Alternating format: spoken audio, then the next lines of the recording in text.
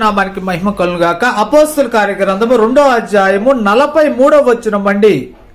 అప్పుడు ప్రతివానికి భయము కలిగెను, మరియు అనేక మహత్కార్యములను సూచక్రియలను అపోస్తుల ద్వారా జరిగెను. పరిశుద్ధ నామానికి మహిమ కలుగును గాక. క్రైస్తవ్యం అనేది పెనుభూతంలాగా వ్యాపించింది. ప్రియక చలితముడు అన్న ఈ మాటలు వింటున్నా, నీవు యేసుక్రీస్తు ప్రభు వారిని సిలువేసి అంత ఘోరముగా చంపారు. చంపిన తర్వాత క్రైస్తవ్యం అనేది పెనుభూతంలాగా వ్యాపించింది.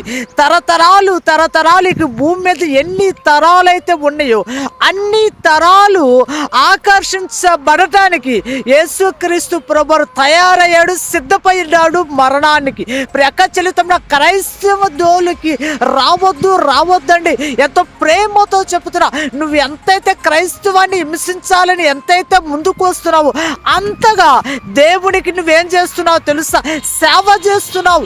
దేవునికి నువ్వు సేవ చేస్తున్నావు. నువ్వు హింసించే కొంది క్రైస్తవం అనేది ప్రబలం అవుతుంది, వ్యాపిస్తుంది. నువ్వు హింసిస్తున్నావు అంటే దేవుడి సేవ చేస్తున్నావు నాకు అర్థం. నువ్వు సేవ చేసే కొంది క్రైస్తవం అనేది వ్యాపిస్తుంది, ప్రబలం అవుతుంది. కనుక దయతోటి దేవుడి ప్రజలను, దేవుడి సేవకులను హింసించొద్దు. నువ్వు హింసించే కొంది ప్రబలం అవుతుంది.